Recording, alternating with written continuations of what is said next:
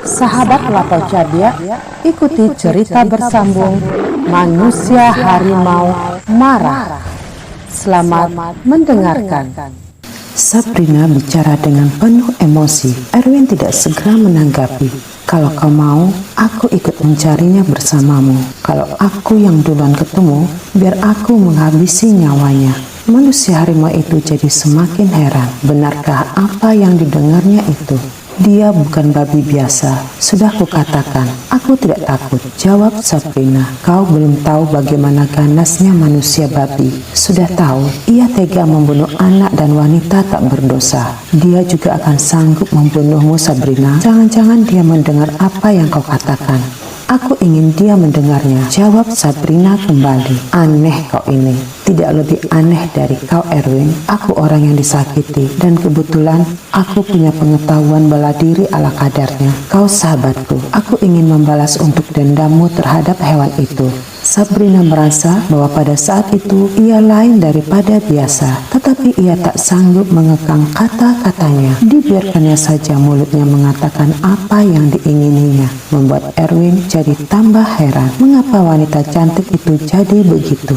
Kau baik sekali, Sabrina. Tetapi ini bukan urusan yang biasa dihadapi oleh seorang wanita. Ia manusia babi, bukan babi biasa. Peluru pun belum tentu bisa merobohkan dia. Dia mungkin kebal. Di masa ia masih manusia, ia sudah kebal. Ada babi yang namanya babi rantai, juga kebal.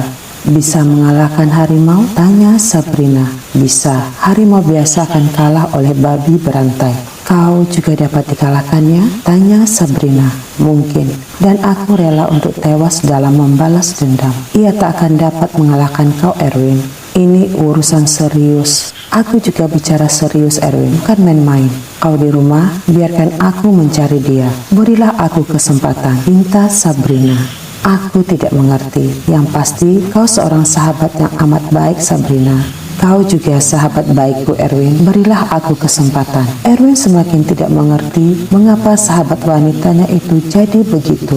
Tetapi ketidakmengertiannya kemudian diganti oleh rasa heran dan terkejut. Sabrina menarik napas lebih kuat dari biasa. Kemudian mendengus-dengus lalu menggeram. Lalu wajahnya, mengapa jadi begitu? Berubah rupa, tidak lagi seperti Sabrina yang cantik, tetapi menjadi muka wanita yang kelihatan ganas. Lalu berubah lagi, mendekati rupa harimau. Setelah itu telinganya berubah menjadi telinga harimau. Mimpikah Erwin? Sabrina, mengapa kau? Tanya Erwin ketakutan, walaupun ia manusia harimau. Mengapa, tanyamu? Kau lihat sendiri, sahut Sabrina. Ia sendiri sebenarnya heran melihat perubahan sikap dan dirinya, tetapi ia tidak kuasa melawan. Bahkan pada saat itu, ia senang dengan perubahan itu karena ia ingin menunjukkan kesetiaan kepada Erwin. Ia sangat ingin membuktikan kepada duda muda itu bahwa ia benar-benar sahabat, bukan lebih daripada itu. Apa yang lebih daripada sahabat? Entah. Ia sendiri tidak berani menjawab. Perasaan itu telah menyelinap ke dalam dirinya sejak beberapa hari yang lalu. Sabrina sendiri heran mengapa ia sampai punya perasaan itu yang dulu sekali pernah dialaminya. Kemudian ia ditimpa kekecewaan terbesar selama hidupnya. Ia takut mengingat masa lampau itu kembali, yang semula terasa begitu indah, tetapi kemudian membuat ia menjadi manusia paling malang di dunia yang penuh aneka ragam kekejaman dan keanehan ini. Ia telah pernah bersumpah dalam hatinya sendiri untuk tidak lagi mau mengenal perasaan itu yang dirasakannya begitu ganas menyiksa dirinya. Pemuda yang pernah jatuh hati dan kemudian menjadi jalinan kasih sayang timbal balik dengan dirinya itu bernama Fadli. Dia asal Minang, juga ganteng memang. Dia punya tampang yang mudah merobohkan hati rapuh 6 dari 10 wanita. Pendek kata, Fadli punya wajah yang bisa dikomersilkan. Ia seorang laki-laki baik, penuh sopan santun, baik budi halus perangai, idaman bagi 70% wanita dan tidak disukai oleh 30% yang lebih tertarik dengan laki-laki berperawakan keras dengan perangai yang agak kasar, tetapi jangan sampai menyakiti. Selera wanita terhadap lawan jenisnya memang relatif, sama saja dengan keinginan laki-laki terhadap wanita tidak selalu sama.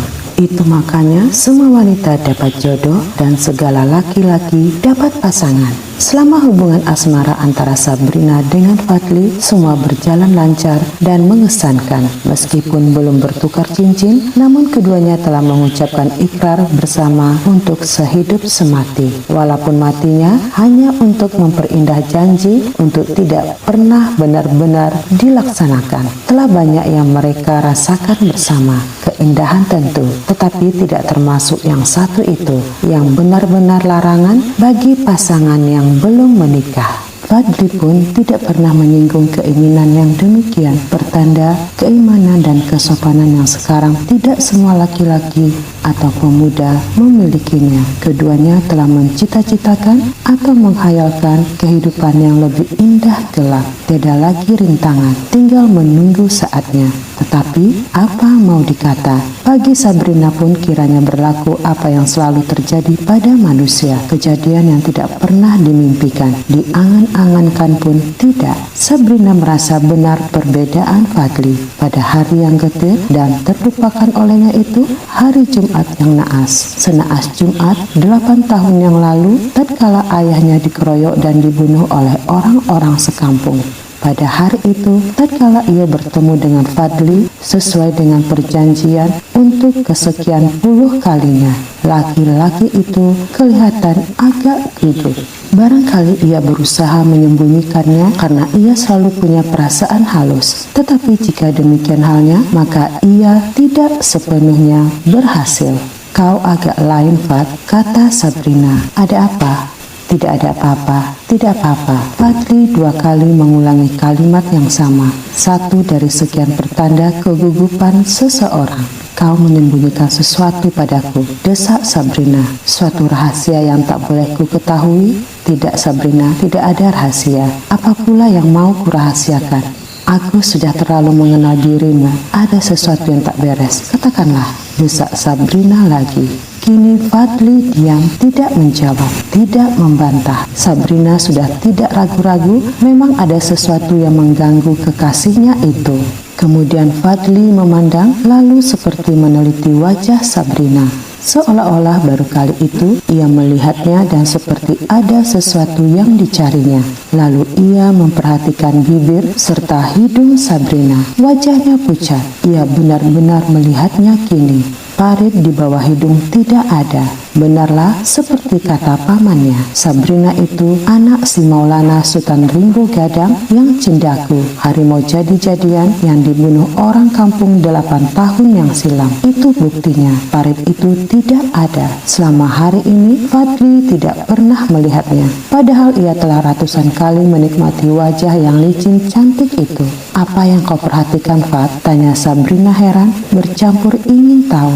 Fadli menggeleng. Katakan, pinta Sabrina. Aku tak percaya Sabrina, tetapi rupanya benar, kata Fadli. Akhirnya ia toh harus mengatakannya. Apa yang kau tak percaya tetapi benar? Tanya Sabrina. Kau pun mengetahuinya Sabrina. Apa yang aku pun tahu. Di bawah hidungmu tidak ada parit. Sabrina terkejut. Dia raba bawah hidungnya. Ada. Parit itu ada, jelas terasa olehnya, dan memang benar parit itu ada. Mata Fadli telah tertipu oleh cerita paman yang begitu sungguh-sungguh, dan memang pamannya itu mengatakan yang sebenarnya, bahwa Sabrina anak Maulana, gelar Sultan Rimbo Gadang. Sabrina segera mengerti apa maksud Fadli. Ia hendak mengatakan bahwa Sabrina cindaku, harimau jadi-jadian betina, sebab ayahnya harimau jadi-jadian.